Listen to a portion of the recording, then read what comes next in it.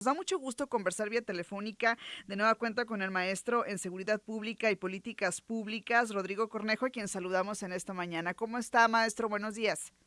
Ya, ¿qué tal? Un saludo a ti y a toda tu audiencia. Con gusto de saludarles para discutir el tema de esta extradición, que es ya la segunda respecto de este grupo de la delincuencia organizada o de la violencia organizada que se hace llamar el Cártel de Sinaloa. El cártel de Sinaloa, además de los cárteles,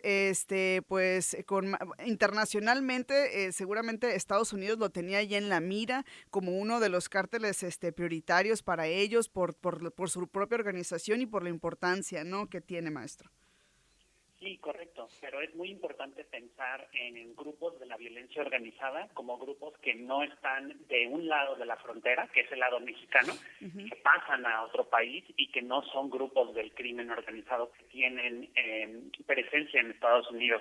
Esta extradición la realiza Estados Unidos en el marco también de una campaña presidencial en donde urge que quienes tienen el poder ahora mismo, que es el Partido Demócrata, demuestren pasos sólidos para el combate contra la crisis de consumo del fentanilo, de la cual ya han acusado falsamente a México en varias ocasiones. Pero esta extradición lo único que comprueba, a pesar de que los agentes de la DEA que lo celebran en redes sociales como si hubieran cazado a un animal salvaje, lo único que comprueba es que dentro y fuera de Estados Unidos los grupos de la violencia organizada tienen presencia. No es casualidad que se le juzgue a Ovidio Guzmán o que se le busque juzgar en un tribunal de Chicago y que a su padre se le haya juzgado en un tribunal del sur de Nueva York. Entonces, esto es una comprobación de que los grupos de la violencia organizada tampoco podrían actuar si no fuera con la omisión y complicidad de las autoridades de Estados Unidos. Si no, esta extradición jamás hubiera sucedido. O sea, es un doble discurso ahí, ¿no? Por un lado, omitir esta parte en donde también se les involucra, o esta parte de la responsabilidad, que de hecho, maestro, en ciertas ocasiones México lo ha puesto sobre la mesa, ¿no? Esa responsabilidad también que existe del otro lado de la frontera, ¿no? Por supuesto, y hablando sobre todo de la extradición de Ovidio Guzmán Ajá. que pasó muy recientemente, en la ley de extradición mexicana hay un principio de reciprocidad. Esto quiere decir que cuando México accede a una petición de extradición de un país extranjero, como lo es Estados Unidos, se deben tener garantías de antemano de que habrá reciprocidad, es decir, que si en Estados Unidos hubiesen criminales que cometen delitos que lesionan a México, por ejemplo, el tráfico de armas, estos deberían de ser extraditados a México para ser juzgados cuando el gobierno mexicano lo solicite. Y en realidad casi siempre las extradiciones son de México a Estados Unidos y no al revés también, pues por la relación de presión y de poder que Estados Unidos puede ejercer sobre nuestro país, por muchas razones y situaciones. Pero vale la pena mencionar también que cuando muchos analistas falsamente dicen que México está cediendo a estas peticiones de extradición como si fueran incorrectas o como si fueran una renuncia a nuestra soberanía, México también tiene, bajo estos mismos términos de extradición, incluso yo diría la obligación de continuar con la demanda que se hizo a los traficantes de armas que inundan México con armas ilegalmente traficadas desde Estados Unidos, ¿no? Ujú. Evidentemente, los grupos de la violencia organizada de los cuales Ovidio Guzmán presuntamente fue parte, que probablemente se lo comprobarán en Estados Unidos, no pudieran generar violencia si no fuera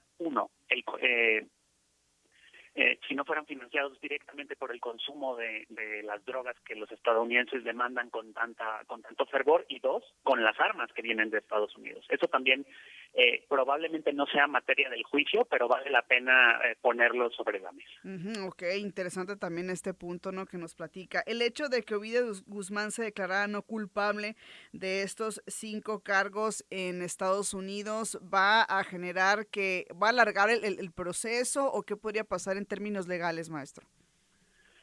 Probablemente los argumentos en el juicio sean argumentos de procedimiento, justo como los argumentos de los abogados de Ovidio Guzmán para hacer más lenta la extradición eran que literalmente él no era Ovidio Guzmán, que era una persona incorrecta y que no debía ser extraditada. Así que es posible que en términos del juicio los argumentos de la defensa de Ovidio Guzmán pues pretendan pintarlo como lo que ya sucedió en el periodo de su encarcelamiento en México, como una persona que no sabía, que no conocía o que realmente no ejecutaba las actividades criminales de las que se le acusan. En realidad le acusan pues de conspiración para traficar cocaína, entre otras cosas, pero lo interesante que podría surgir de este juicio es la acusación de lavado de dinero, porque de nuevo, esto es algo que casi nunca se discute, se les encarcela a los delincuentes que se extraditan a México por haber traficado drogas, pero no se habla del papel del sistema financiero estadounidense y del mexicano en guardar, en alojar el dinero que es producto de estos delitos.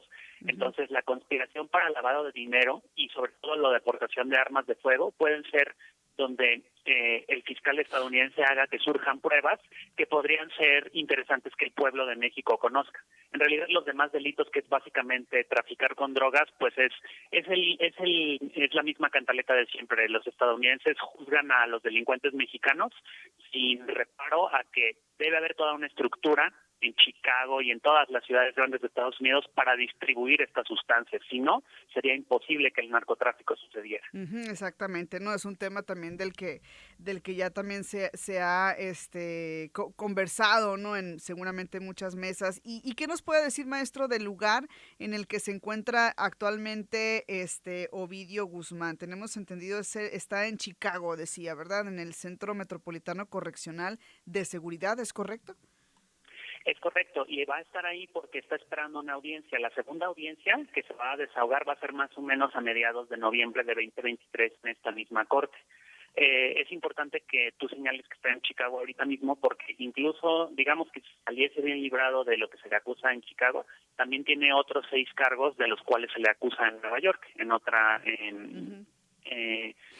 jurisdicción. Entonces, la segunda audiencia necesitará que Ovidio Guzmán esté ahí en Illinois, de aquí cuando menos, a que se desahogue la audiencia del 17 de noviembre.